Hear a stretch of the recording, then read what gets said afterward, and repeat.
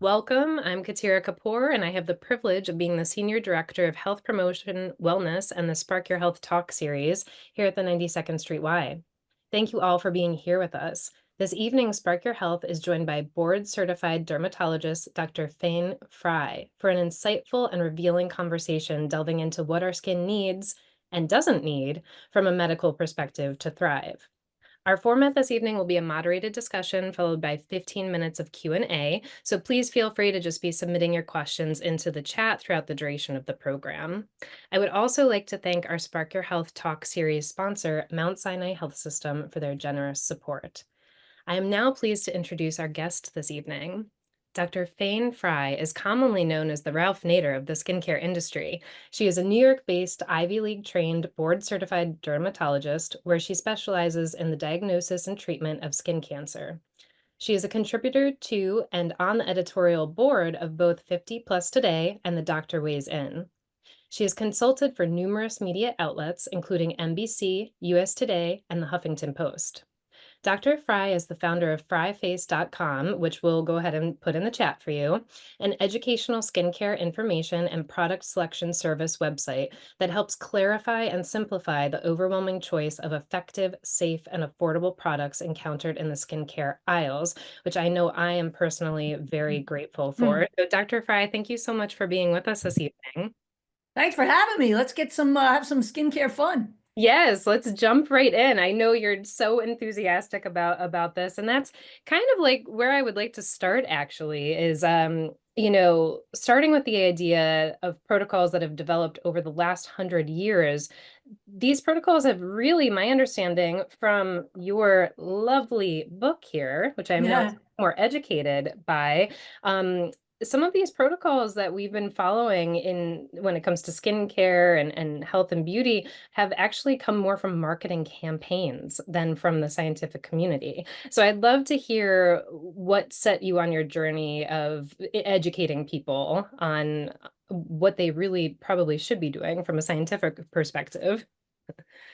Yeah, thank you. I was a chemistry buff. It's not cool to be a chemistry buff, but when you're a chemistry buff, you don't tell people in college.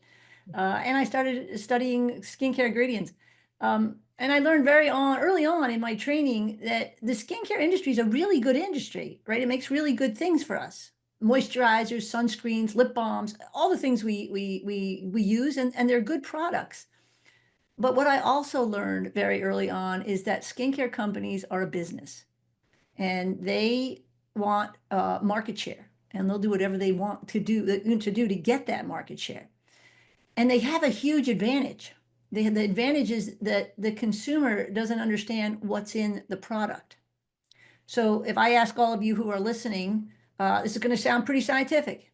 If I take a little mineral oil and water and mix it together and add some wax, like sericin or beeswax, I get a little pH adjuster like triethanolamine. I'm going to thicken it with some carbomer. I added water and oil. They don't mix, so I got to put some emulsifiers in there to make it thicker. And then I'm going to put a couple of preservatives because there's water. And if there's water, there's going to be mold in a week. So I need preservative. I'm sure all you know the product I'm talking about, right? Nobody knows the product I'm talking about. I'm talking about Pond's cold cream. Now, you don't know that product based on mineral oil and water and sericin and beeswax. You don't know those ingredients. So you know the Pond's cold cream, you know the front label and go, oh, I know that. So the skincare companies have a huge advantage in that it's a blind item. And I'll tell you a real quick story. A drug rep came into my office from, at the time, Johnson & Johnson was owned Aveeno and Neutrogena. I was very familiar with the lotion that they had, and they had the same exact lotion in the same skincare ingredient listing, which is the most important information on the bottle. And they were identical, but it was for baby. So they had the lotion and they had the baby version. And the rep walks into my office and she says, hey, Dr. Frey, we got a new product. And she hands me this little tube. And I look at it, and it was the hand cream. And I look at the ingredients, and they were the same exact ingredients as the lotion and the baby lotion, except it was being sold for a lot more money. Now, I have patients who I say, go get some hand cream, and I'd be annoyed if they bought that hand cream and not the bigger bottle because it was much less expensive to buy the bigger one. And it dawned on me at that moment that the average consumer has absolutely no idea what's in those products, and that all they can do is go buy the marketing, which is on the outside label. So that's why I got into this mess. I love that. Well, thank you. We appreciate it. We're excited to soak up your wisdom and all of the years of research that you've done on this. So, one of the other things that I found really fascinating towards the earlier part of the book is that when we're talking about regimens that we follow, things that are second nature to us, like, washing your hair every day and things like that. What you found is that they didn't come from the science-backed data, but rather came from, again, the minds of the marketing industry. So can you explain a few of these protocols that we may take for granted for probably the past century, maybe a little bit less? Mhm. Um, Mhm. and where you might differ and say this is not necessarily something you need to be doing at this cadence. Well, that's true of most products. There's no science that most of these products are beneficial to your health. Remember, marketing is powerful. The average consumer sees between 4,000 and 10,000 messages a day, according to Forbes digital marketers, that tell us what to think and what to buy. I always say if anybody on the call is older than 75, and if you're not, if you know anybody who's 75 or 80 years of age, ask them this question. Ask them, what shampoo did you use when you were 10 or 12 or 15 years old? And I will guarantee you what they're going to tell you. Most of them are going to say, I don't remember. And the reason they don't remember isn't because they can't remember. It's because there was no shampoo before the late 1950s. That's when Brell and Prec hit the market and the J&J's baby shampoo. So before that, people just used soap. And this is just another example. Shampoo. Not only do we have to shampoo, we have to lather and rinse and then repeat.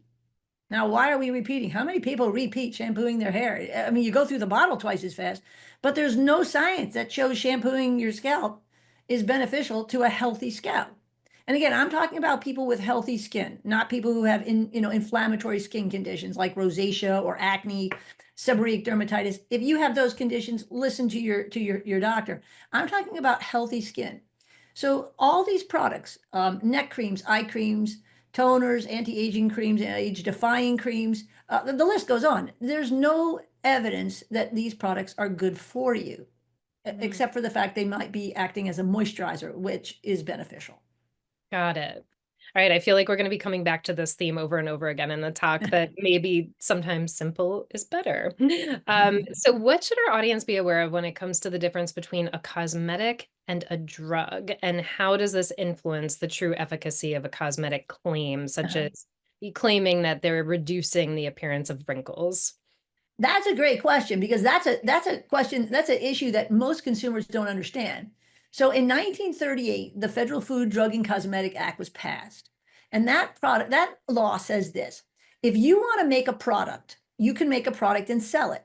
But if the intent of that product is to really change the structure or function of any organ, here we're talking about the skin. If the intention of that product is to really change something, by law, it's a drug. It has to go through the FDA. It has to get pre-market approval before it gets sold. It has to sell, I'm sorry, it has to prove efficacy and it has to prove safety. That's not true with a cosmetic. A cosmetic you can make and just sell. It has to be safe, but it doesn't have to prove anything. The intent of a cosmetic is not to change anything. It's to beautify. Lipstick, blush, eyeshadow, and even a moisturizer, because a good moisturizer will temporarily increase water content of skin temporarily and make the skin look better. So the difference between a cosmetic and a drug is enormous. Cosmetics aren't intending to change anything. They can't. And that's why you'll see compliant language on an ad for a moisturizer or an anti-aging cream. It'll say decreases the appearance of fine lines or wrinkles. It doesn't say gets rid of them, because if it gets rid of them, that's a structural change. That's a drug claim. They can't make that claim. They can only say it temporarily decreases the appearance, because like a raisin, you pump water into it, you get a grape. Temporarily, it improves the appearance. So the difference between a cosmetic and a drug is huge. And the overwhelming majority of products that women are purchasing are cosmetics. They don't intend to change anything. And the companies, the manufacturers know this. Very interesting, and it gives us even more reason to appreciate you kind of, helping us understand all of these differences. So then now let's start getting into face washing and cleansing specifically, as we're Mhm. often led to believe that a facial cleanser is necessary among many other products that we'll talk about. So what do you generally recommend when it comes to face washing, and is this protocol different depending on your age? So there is no science that shows using a cleanser on your face is beneficial. Again, I'm talking about people with healthy skin. I'm not talking about adolescents with acne. I never put a cleanser on my face. I wash with water. I apply makeup because I like it. I like the creativity of it. It's fun, but it's almost always water based. So I get in the shower, I wash it off, it comes off. Cleansers, and I should qualify this. I'm not talking about hand washing. Hand washing with a cleanser has probably done more for world health than any drug on the market around food preparation, using the facilities. Hand washing with a cleanser there's absolute science to show that's beneficial. But there is very little science, if any, that shows using a cleanser on your face or your body for that matter is beneficial. Cleansers are drying, soap in particular. Soap and cleanser are not the same thing. A soap is an animal fat combined with an alkali salt, and it makes a very harsh, the alkali is usually lye, sodium hydroxide. It makes a very harsh cleanser. An example would be ivory. It's a very harsh, it's got a high pH, it strips the skin of the proteins and the lipids that you need, that the skin needs, so you get that irritating effect. Companies have made synthetic detergents like Dove so that they don't use those harsh ingredients. The pH is much closer to the pH of the skin, like 5. And if you're using oil-based makeup or oil-based products, then yes, you can use a mild soap-free cleanser. Why? Because if you don't, you're going to be soiling your pillowcase and doing a lot of laundry. Not because it's better for you or not better for you from a health perspective. But of Mhm. course, we all grew up and it was the nice thing to do was to wash your face. And so that's what we do. It's very cultural. Got it, got it. Well, we're gonna start making our way into moisturizers. But Mhm. you say the best exfoliant is actually a good moisturizer. So, and I think probably some of our audience might be surprised by that because there are so many exfoliant products out there. So, can you explain Sure. that a little bit? Yeah, there's no science that shows an exfoliator is good for you. And I guess the best way to explain this is this. The outer skin is built like a brick wall. Imagine 20 layers of bricks, those are the cells, wrapped in fat. Now the fat is waterproof, right? That's why when you put your hands in underwater, it rolls off you, or you can swim in a pool for hours. Nothing goes into you, nothing comes out of you. Your skin is virtually waterproof. All right, it's not 100%, but virtually waterproof. Um, those cells, those bricks, are held together with little protein bridges. When the water content of skin is high, the skin has little enzymes that breaks those bridges, and the skin naturally exfoliates all by itself. When the skin is dry, those enzymes don't work well. And so those bridges can't break and the cells hang on. And that's what it appears to our eyes as a flake or a scale. So the finest exfoliator is to hydrate your skin with a quality moisturizer. And that's why I tell people moisturize twice a day, increase the water content of skin. The enzymes, which you naturally, the skin does it all on its own, will break down those bridges and the skins will naturally fall off, which is why in July, when the air is very humid, people don't really need many moisturizers. The skin is very hydrated. So again, that process is working smoothly. Here in New York, in the winter months, when the air is very dry, right, the skin gets dry, and you start to see the skin on your legs when you take your black pants off. Sometimes you see those flakes, and that Mhm. again is because the level of water in the skin is dropping, and those enzymes aren't working well. So instead of stripping those 20 layers, which you need, the skin is an organ. It's protecting you. It's protecting you from bacteria and mold and fungus and allergens and ultraviolet light. Instead of stripping that layer, which is helpful for you, let it do it itself and moisturize. Then you can pass on the exfoliation. Got it. Thank you for that.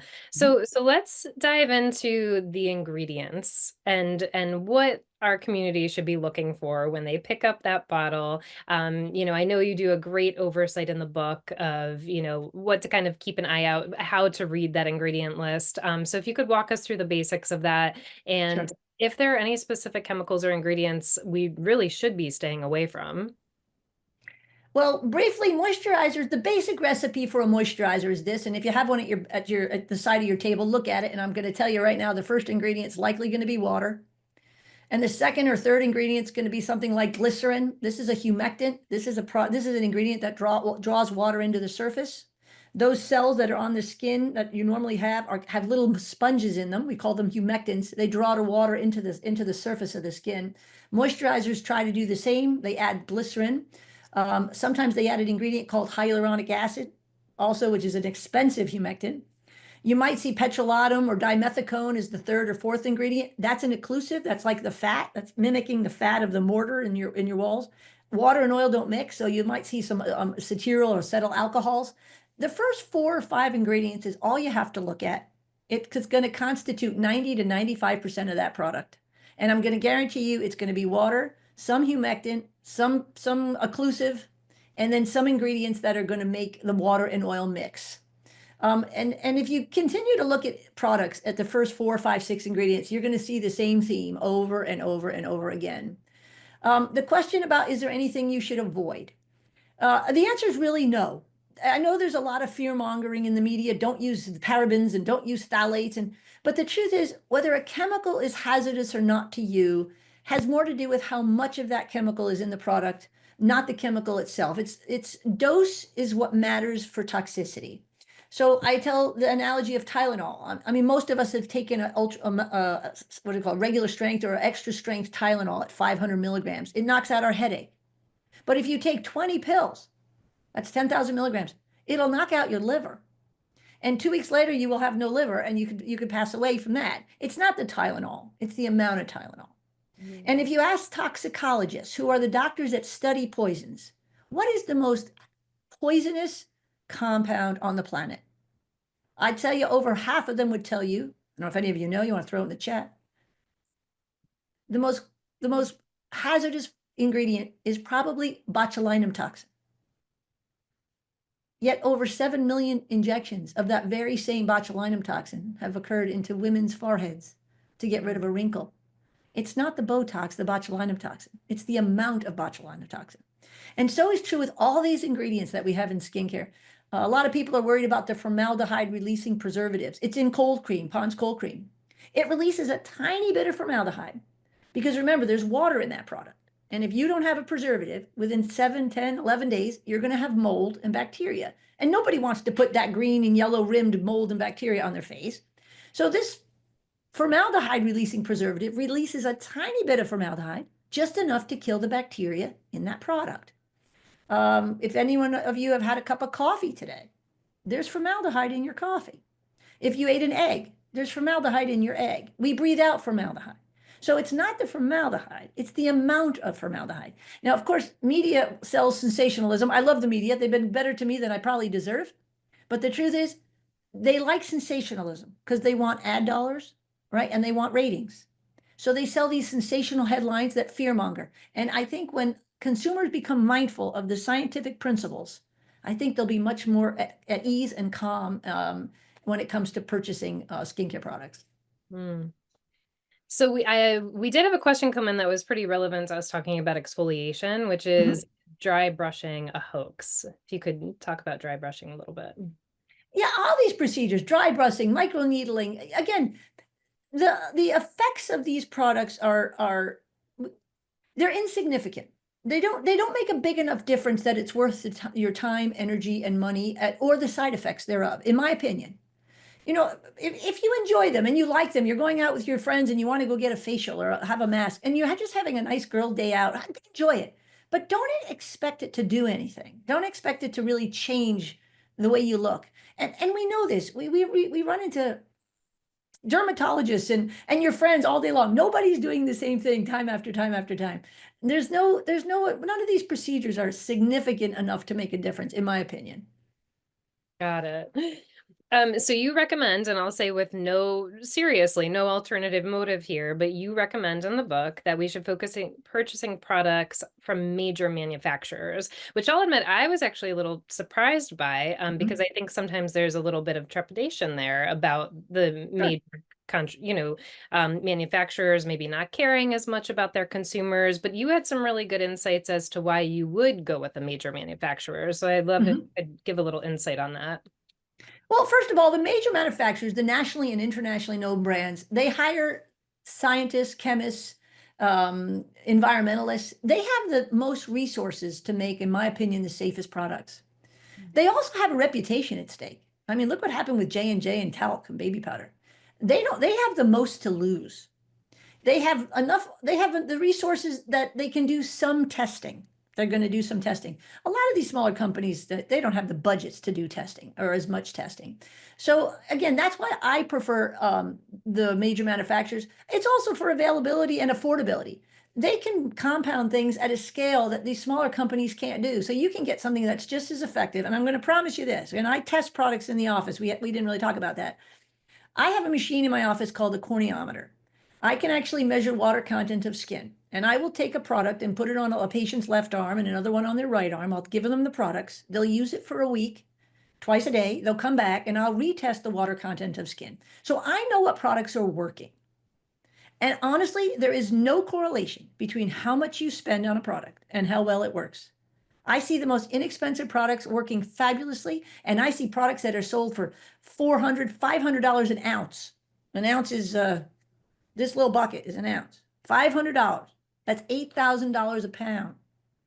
I can't think of any perishable I'd even consider spending $8,000 a pound on. And the product doesn't work well at all. So there's no correlation. The beauty of these products are just that you go on vacation in California, you go on a vacation and you can just go down to your local store and you can purchase them. So that's why I recommend them. I don't work for any of these companies. I don't sell any products. I have no vested interest in any of them. I just think it makes the most sense. Well, when you were talking about kind of measuring what the ingredients and comparing in your office, in preparation for this, when I was asking you, hey, are there any new, just new trends that are happening, any new insights you have since you published the book? Because we know this is a fast moving industry, science is always changing. And you did mention that angel dusting is something that our consumers should be on the lookout for. So I'd love if you could tell us a bit more about that. Well, angel dusting is an interesting phenomenon. I talked to you about the recipe of a moisturizer, and it really has more to do with the anti-aging business or side of the business. The skincare industry is a $500 billion industry. Remember, this is a business. All these anti-aging, age-defying, anti-wrinkle creams, these are moisturizers, and these companies have figured something out.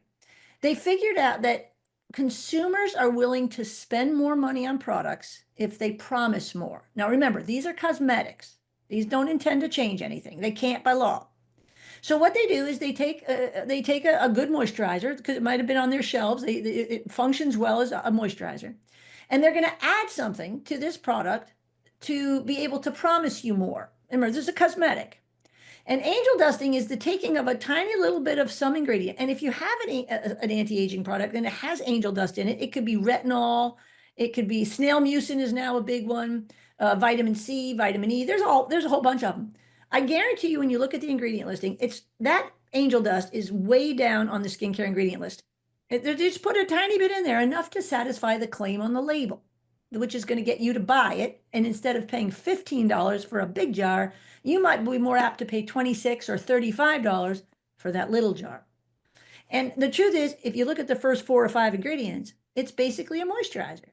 But they angel dust it with some small amount of some ingredient. And that ingredient is changing all the time. I think snail mucin is the big one right now. CBD oil was big a while ago. Victoria's Secret did the nightingale poop. I mean, they'll put anything in these products. She did those nightingale poop facials. It was algae, red algae, brown algae, green algae came and went. Bull semen came and went. They just keep angel dusting something again to increase their sales. It doesn't do much for the product. These are cosmetics, but they do a lot for sales. So I don't know what the next ingredient du jour is, but watch out for angel dusting. I'm telling you, you can just keep an eye out. You'll see these ingredients come and then they go and the next one comes in. Yeah, I mean, it all goes back to that marketing, like you were saying at the beginning, when, what were pe people shampooing with back in Yeah. the day? And it wasn't Yeah. until they really Yeah. came on the market. Yeah. Now, some of these products are good moisturizers. I don't want to tell you they're not good moisturizers. Some of them are very effective moisturizers, but you just don't need to spend, $30 for a little bottle when you can get a big bottle for Right. $15 and do the same thing. Right, right. Well, I will tell you, for this next question, have actually been a victim of this myself because last year for Christmas, my husband and I were talking, and I said, we're going to get on this really nice skincare regimen. I'm going to do the research. We're going to get all the things, the serums, there's like the water that starts with an M, Micellar water, yeah. yes, yes, the whole thing. We're gonna make sure we're really taking care of our skin. But you say in the book that skincare regimens are nothing more than marketing tools to encourage the sale of more products. So, can you tell us what should our skincare, sorry, regimen look like in the morning? This is not the sexy answer, but I'm going to give it to you anyway. The skin is an organ. And I know we all look at it as a thing of beauty, but it is an organ and it is going to reflect, for the most part, the health of your body. And nobody wants to hear this because it's not the quick fix, it's not the sexy answer. But we all know how to get a healthy body. A healthy body is a body that has a normal BMI. You don't have to be tall, thin, and young. That's the narrative of our culture. Don't fall into that. But you should have a healthy BMI, which is a normal BMI. You should exercise 5 days a week. I think the American Heart Association says 30 minutes, five times a week. You should eat a nutritious diet. You know what a nutritious diet is. I don't think anyone needs to tell you. If it's between Fritos and an apple, you pick the apple. People know. It's not the sexy answer. It's not the quick fix. I always add a dose of laughter. I have no science to prove it, but I really think it's true. As far as skincare is concerned, I think the skin functions best when it's hydrated. So when it's dry, and you'll know because you'll see the flakes in the scales, when the skin is dry, you should moisturize. And then the last skincare product, which is not regulated as a cosmetic in this country, it's actually regulated as a drug because it claims to prevent a disease, and it really does change the structure or function because it prevents disease. And you should use it every single day, is sunscreen.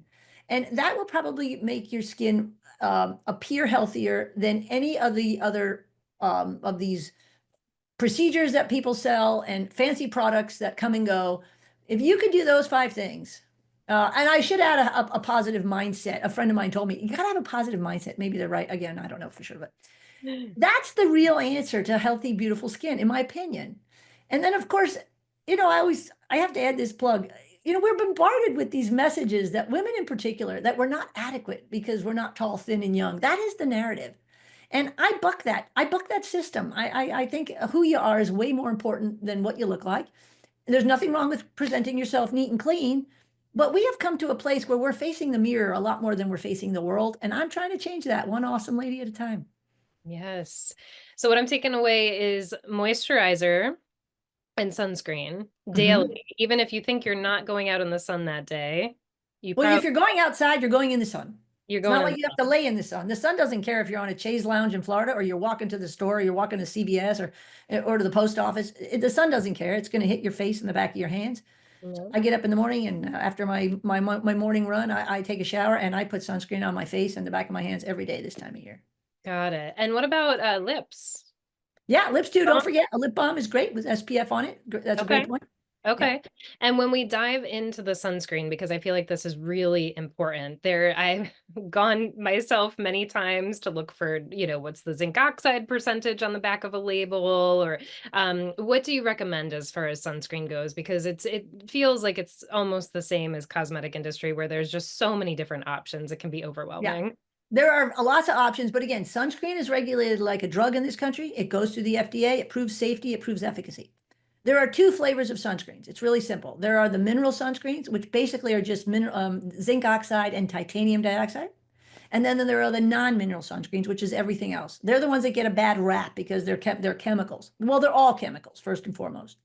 When you test them side by side, and Consumer Reports has done this, the non-chemical sunscreens, the non-mineral sunscreens actually perform better. They're more effective sunscreens comparatively when applied appropriately. They're also the problem I have with the mineral ones, and a lot of my colleagues don't agree with me, but is the zinc and the titanium, when they're used in high enough concentrations, which they are 10%, 15%, they make you look white. And I don't enjoy that. So I say the best sunscreen is the one you use. I think the benefit of wearing a sunscreen, and either one, whether it's mineral or non-mineral, the benefit of wearing them every day outweighs the risk of not wearing one.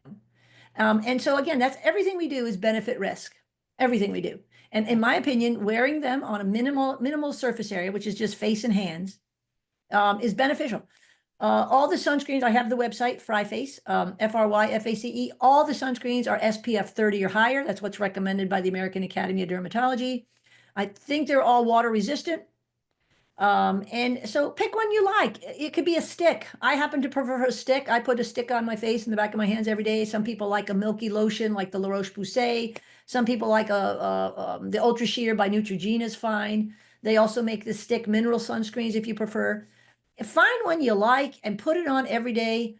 I always say dentists have done a great job with brushing teeth. We don't get up in the morning and say, what am I eating today? Do I need to brush my teeth? You just brush your teeth. Mhm. That's what sunscreen needs to be like. I love that. That's a great analogy. And broad spectrum, right? Is that right? Yeah, they're all broad spectrum on the Got website, it. all of them. Yeah. And Perfect. people always ask me about moisturizers with sunscreen in them. I think that's better than nothing, but they're not water resistant. And I don't know about you, I don't run to the bathroom during the day and reapply frequently enough. So the ones that are moisturizing with sunscreen is they're just not going to stay on long enough. Mhm. And same with makeup. Makeup sometimes has SPF 15. You'd have to put 15 layers of that makeup on to get to SPF of 15. So it's not adequate. It's good it's in there. There's nothing wrong with it being in there, but it's not adequate protection for the day, just your makeup. So I always say, really use a sunscreen every day. You will thank yourself 20 years from now. Yes, got it. Okay, so let's switch gears a little bit and talk about antioxidants, which are now being seen more and more in skincare products. Can you give us a little bit of a background on the role of antioxidants in the body, and how they may be or may not be beneficial in skincare products? Well, the problem with antioxidants is most people don't even know what they are. There's this nebulous group of things that basically neutralize a free radical. Well, that makes a lot of sense, except most people don't know what free radicals are. So, a free radical is basically a single oxygen. Oxygen occurs together. It's happy when there's two oxygen molecules together. When they're alone, it's called a singlet. That's a free radical. And antioxidants neutralize those because they are known to destroy tissue and destroy cells. So it sounds terrible. So we've made antioxidants the good guys, and these free radicals or oxidants the bad guys. The problem is it's not so simple. We need these free radicals to knock out infection. We need these free radicals to knock out cancer cells. We need free radicals. So it's a balance. My analogy would be fire. A lot of fire will burn down your house. A little fire, you can cook something on your stovetop. The problem with antioxidants is there are a whole group of again, ingredients that neutralize these radicals. But the truth is, there's no proof they really do much in solution in a cosmetic. And you Mhm. know what they are. They're vitamin C, they're vitamin E, there's niacinamide, there's retinol, there's coenzyme Q. These are all different free radicals. They may benefit the product. They may keep the product fresher, so I'm not against them, but they're very unstable. Vitamin C, for example, if you buy a vitamin C product, it's always in a dark bottle because the Mhm. minute it sees the sun or the light, if you put it on your face, it starts breaking down. It's not able to penetrate those 20 layers of brick to get to the layers, another 60 layers of epidermis through a basement membrane to get to the layer of skin underneath called the dermis where the wrinkles are forming. It's just not possible. So it's more angel dusting, in my opinion. Interesting, interesting. Okay, so sticking with now moisturizers, we know moisturizers are the way to go. We should do that in the morning as part of our routine. What about nighttime moisturizers? Do you think your pajamas know what time of day it is? I always ask this. This night cream thing is pretty funny. So it's the same 5 or 6 ingredients in a night cream. It might not have a sunscreen filter in it, right? Why would you put sunscreen on your face at night? You wouldn't.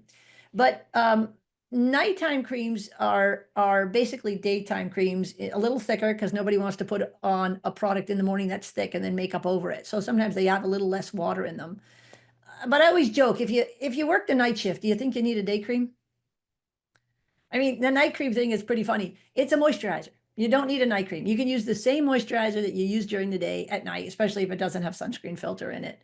It's just another way to get you to buy another bottle, smaller bottle. And it's just not necessary. There's nothing in it. Remember, these are cosmetics. They're not Right. intending to change very much. They can't by law. These are just another way to get you to buy another product. Same with the eye cream. If you have a facial moisturizer and you can't put it here, you shouldn't be putting it here. You don't need an eye cream.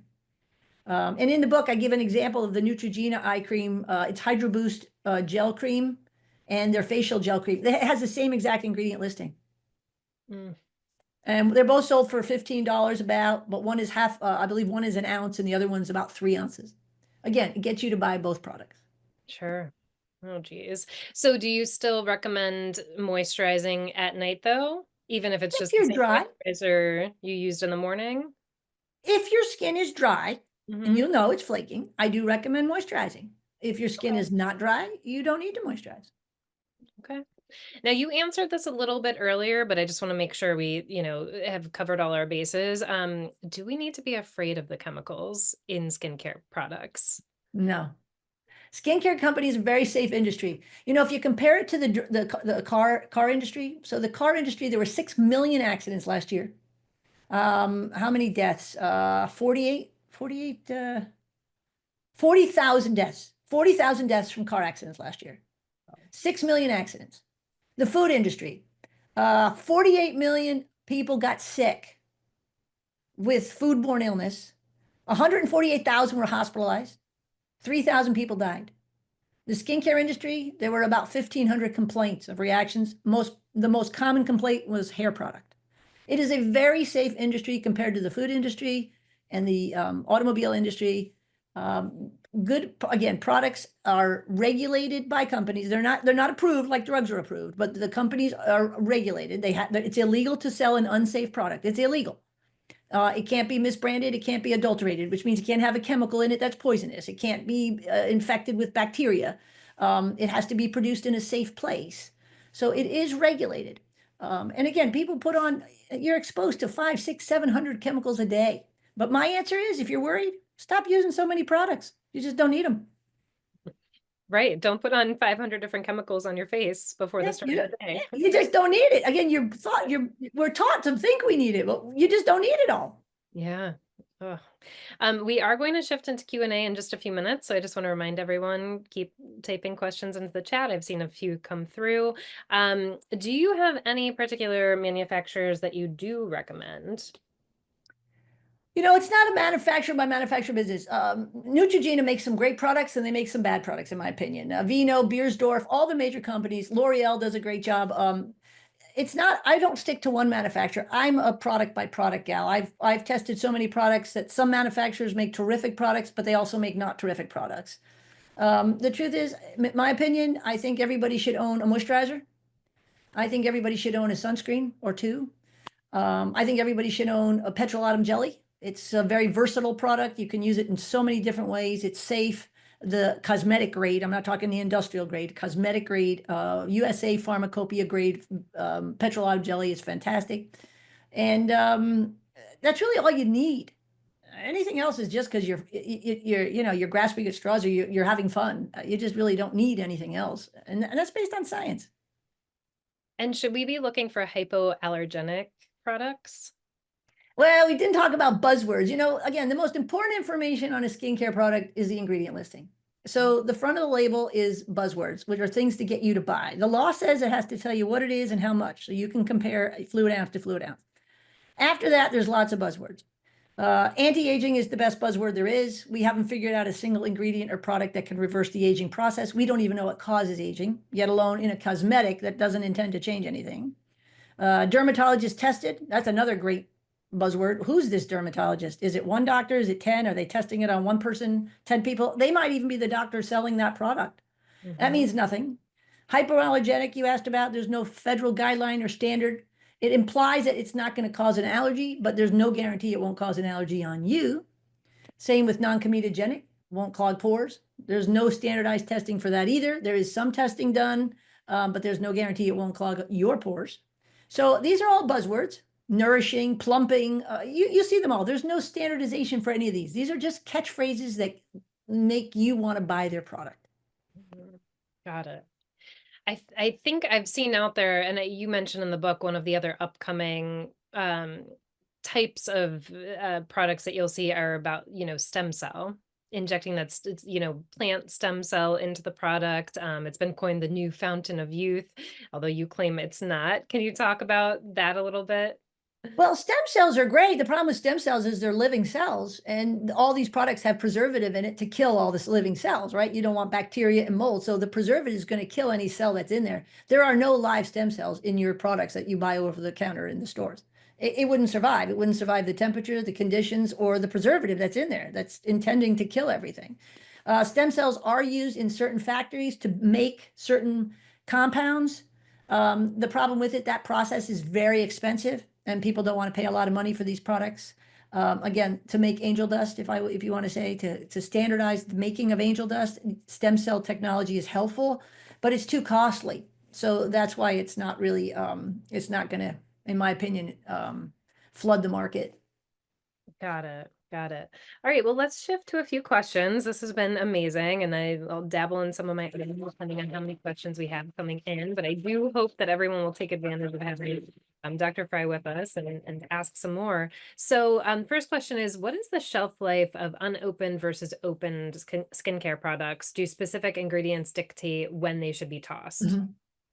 So products are usually formulated to last about 3 years, and expiration dates are really just rules of thumb. If you're going to keep it in a cool place, it's going to last longer. If you're going to keep it on a shelf in front of a window and it's hot, or in your car, it may denature. When does a product really expire? Yeah, I don't know. Is it when it grows mold? Is it when it starts to stink? Is there any one day where that product stops working? No, it's a gradual process. And I don't think there's any proof, that on that expiration date you can't use it. I use products, I test products that are sometimes are given to me that are past expiration. And I say to people, just examine the product. If there's mold on the rim, throw it away. If it has an odor, throw it away. If you can tell if it's separating or not separating, try to shake it. If it's not separating, if it's separating out, throw it away. But the truth is, moisturizers used regularly over the winter and sunscreens used every day are not going to last 3 years. They'll last you 1 or 2 months. So it shouldn't be a problem. Got it. When in doubt, throw it out. There you go. Got it. Good question here. Are natural products like a coconut oil in the insignificant group? So I test coconut oil. It oozes between the flakes of the skin and it feels good. It's what we call an emollient. It feels good. It's not a good moisturizer. It doesn't increase water content of skin well. The word natural is another marketing term. Natural implies it comes from a plant. There are no daisy extracts in your skin. Your skin doesn't want daisy extract. Poison ivy is 100% natural. It wreaks havoc in my office every year. So just because it's from a plant doesn't mean it's good for you. Plants are high allergens. If you think of all the allergens we get from plants, from peanuts to poison ivy. So natural, again, it's making you think that it's not, it's healthier. That's just marketing. There are some amazing synthetic ingredients that are extremely safe, and I wouldn't buy into that natural, you know, business as they want you to believe. Got it. But it sounds like something like coconut oil could be considered safe if it feels good. Yes, it's safe. There's nothing wrong with it if you like how it feels. I have nothing against coconut oil. I don't think it's not going to harm you in any way. Again, it feels nice, but if you really want to increase hydration of the skin, which will optimize how it looks and how it functions, coconut oil is not the way to go. Got it. Um, this is a good one. We didn't get to retinols. Do non-prescription retinols work? Okay, so work at what? Remember, retinol is put in a cosmetic. This cosmetic is not designed to do much. So this is more angel dust, in my opinion. It's not a significant enough difference. Matter of fact, if you look on the retinol is a vitamin A derivative for people who don't know. It's changed into something called retinaldehyde, and then retinaldehyde is changed into something called retinoic acid, which is the tretinoin, the prescription strength anti-wrinkle cream. When you look at the package insert of Renova, which is the anti-wrinkle cream, it clearly states does not decrease wrinkles. It does not make more youthful skin. It says it on the package insert of the drug form, which is 100 times stronger or more than retinol.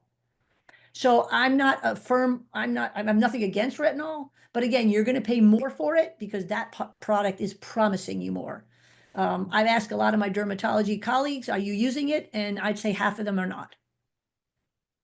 Got it.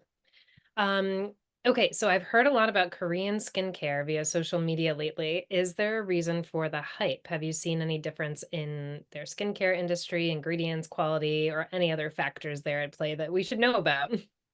No, they pushed that 10-step process, which was huge here for a while, right? You cleanse water-based cleanser and then an oil-based cleanser. And I don't know, after you clean your face with one product, now you got to remove that product for another product. It's just very popular. They have a huge skincare industry. Marketing is powerful. I have yet to find any Korean ingredient or product that outperforms what we already have here. Um, look at marketing is powerful. It just is. And people are looking for the fountain of youth. Well, I liked at the beginning of the book, you mentioned that life is too short. Like, and I think you mentioned that one of your patients just had, felt such relief in throwing away, 20 of these products and just boiling it down to her moisturizer and sunscreen. It just took the stress out of getting ready. Well, you have limited time, energy, and money. We all get to pick and choose how we want to use it. I just decide to not pick and choose to do it, on all these products. They're just not necessary. And I have a lot of friends who are worry about the planet. Well, you don't need to put in the landfills and in the oceans all these little plastic bottles. It's just not necessary. Mhm. This one's about the book specifically. Does your book include suggestions for specific moisturizers and shampoos? It does have my 3 favorite moisturizers. I think it has my 3 favorite sunscreens. It does not have my shampoos. I did not recommend shampoos. I do talk about shampoos, but I didn't make recommendation for a shampoo. But shampoos are great. Pantene is a great shampoo. Tresemme is a great shampoo. They make great products with the surfactants, the cleansing, which you can choose based on whether you color your hair or don't color your hair, the harsher ones. So those companies do a really good job, I think, at making those products. If you choose to use shampoo, a lot of people just use water. Not everybody needs shampoo. Any recommendations on the cadence of washing hair just because we're talking about it? I think It's very variable. Yeah, some people yeah, wash their hair once a week and they're fine. Again, I'm talking about people with healthy skin and healthy hair. yep. Thinner hair tends to wash a little more because the oils, the thin hair is weighted down. People feel the hair doesn't flow. A lot of it is about manageability. Remember, shampoo is designed because they want a good user experience. There are very few ingredients in shampoo that cleanse. Most of the ingredients are so that you like the product. If you were to pour a shampoo out and it looked like water, you'd be miserable. So Yeah. they add thickeners and colors and sparkle. A lot of the ingredients are just so you like the experience.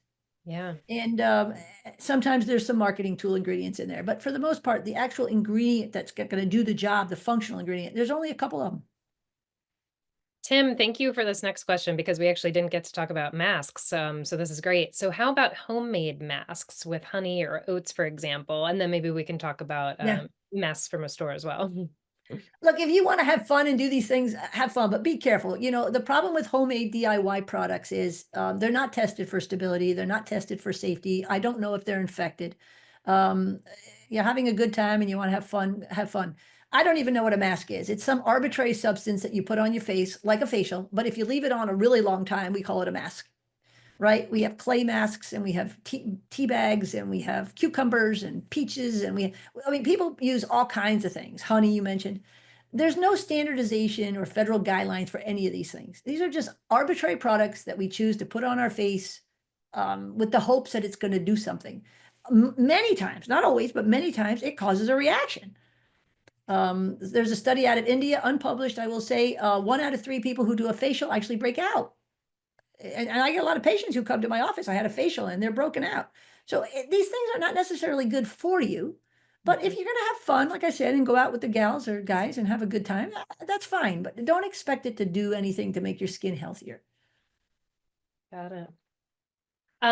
We talked about this a little bit, but maybe you can elaborate. What is the research on face oils? And if so, what should we look for in terms of type and quality? If you would even You recommend mean them. face oils like essential oils? Like argan, almond, Yeah, shea. Yep, yep, jojoba oil. yep. These oils are combinations of saturated and unsaturated oils. Like I said, they don't test well for moisturizing. They can feel good.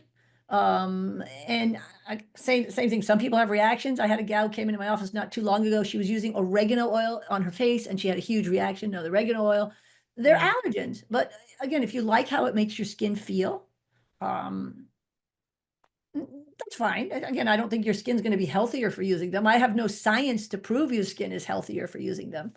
But if you're having a good time, and skin's amazing. It's a tough little organ. It's really, it's a barrier. It's really a barrier. It's a good barrier. Yeah, no, Can absolutely. handle a lot. It's out. How much impact does skin type have on skincare routines? Does it just change the frequency that one would moisturize? So when you say skin type, that's another marketing thing. Mhm. Everybody's skin type is different. Yeah. So some people have oily skin, some people have dry skin. Most people have oily skin in the summer and drier skin in the winter. You may have parts of your face that are oily and parts of your face that are dry. The ingredients don't know the difference. Ingredients are not going to act differently on one part of your face than on another part of your face. So that's marketing. In medical school or dermatology residency training, skin types are primarily based what we call Fitzpatrick type. This is based on the how much pigment you have, and it's a helpful type because it tells the doctor your tendency to burn and how you handle the sun. So a type 5 is a very dark person. They can handle a lot more sun without burning versus a type 1 person who would burn. But in the skincare world, we have type. Again, these are arbitrary products that are used to, again, get you to buy. They want market share. They want to fill the shelf, and they use this as a way to do that. Mhm. And this, I'm kind of piggybacking off of what you were talking about with the facial masks, but if somebody wants to go to a spa and get a facial, is it kind of falling under what you've been saying that there's no real change that one should anticipate? If it gives you a stress relief effect, great, Perfect. but not necessarily something that needs to be done on it. It doesn't need to be in one skincare routine at all. Not at all. You want to have a fun day out with with your friends, go have a great time, but you do not need to spend time, energy, and money on facials because you think it's going to make your skin healthier. There is absolutely no science to prove that's the case. Got it. You mentioned a few times in the book, and I thought this was really interesting because I didn't know about this council, the Personal Care Products Council. Can you Mhm. tell us a little bit about that and if that's something that our community should be looking into when they're Mhm. maybe looking Mhm. to purchase from a new manufacturer? Does that have a weight to it and give a little bit of a better reputation to a certain company if they're in that? It's no guarantee, but I think it is. This is an organization of experts, and these are companies that join this organization, and they vow to produce safe products, and to follow certain strict criteria to make safe products in good manufacturing practices. And they pay handsomely to join this organization. So again, it's the intent is to make a safer, better product for the consumer, and I happen to like that. Is it perfect? No. But it's something. It's something. And yeah, people can check it out online. Most of the major manufacturers are members of that council. Fantastic. Does anyone, I'm just reaching out to the audience one more time. We're winding down here. Just want to see if there's any other questions out there. We've had some really good ones. And I think we have some really key takeaways here. Definitely the skincare routine that we can kind of get rid of some of those extra bottles on our shelf, maybe, and really focus in on that moisturizer, on the sunscreen. End of the day, just a nice warm face wash. You do mention something in the book that I thought was interesting about showering and like hot water that, that might not be great for the skin. Doing too much. I think you recommended like a lukewarm water for showering. Is that right? Yeah, the skin's got lipids and proteins, and hot water washes them down the drain. And again, your skin is an organ; it has to keep you hydrated. So hot water is damaging to the skin. So it's not really recommended that you use hot water. Hmm. Um, That may Lukewarm be water is disappointing to some. It's true. It's true. And if anyone has questions and they can't get them answered here, they can visit the website and I have a contact us and I'm happy to get back to people. It may take me a few days, but I get back to almost everybody if there's any questions. And there's also people worry about how do I pick a product? Try the product selector. I do the testing. The products that test well are on the site. Again, I don't sell anything. I don't really care what you use. You can find a product and then go down to CVS and buy it, or you can get it through Amazon if you so choose. It just simplifies the process, and it's based on science. It's not based on who I like, and again, it's usually based on products are listed fewest ingredients first down to most ingredients. I think the fewer ingredients you're exposed to, the better, with all else being equal. And so there's scientific rationale for why we pick the products we pick, Yeah. with Um, no financial interest. Pam, thank you for this question because we didn't get to talk too much about pores. Do pores get clogged if we don't use a cleanser? No, pores don't get clogged. Pores get clogged when you're dry. You're hydrated. A hydrated skin is much less likely to get clogged because remember, if it's hydrated, the surface is exfoliating, which is what you want to get rid of a clogged pore. A dry skin is much more apt to get clogged and get blackheads and whiteheads. So I think a moisturizer is really a great option for healthy skin that has clogged pores. Pore size doesn't change. It's like the length of your arms. It doesn't change. It appears clogged or not clogged based on hydration mostly. Got it. All right, I think we have time for one last question, which is on petroleum jelly, and just if you have any thoughts on that. I know sometimes folks can be a little bit nervous about petroleum jelly, so we'd Yeah. love to hear your thoughts and input on that. Yeah, I mentioned it briefly. Cosmetic grade petroleum jelly, which is a byproduct of petrol, you're absolutely right, it is purified. It is actually used as a negative control in allergy testing. So if you go to an allergist, they use a negative control because almost nobody is allergic to it. It is extremely safe, cosmetic grade petroleum jelly.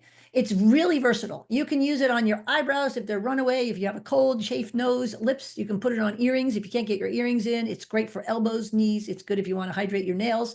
It has so many great functions to it, in my opinion. Everybody should have a jar of petroleum jelly on their vanity.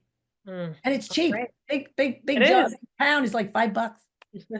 Simpler the better. It's just cheaper could be better in this case. So, Dr. Fry, thank you so much for being with us this evening. I hope that everyone was taking notes on this.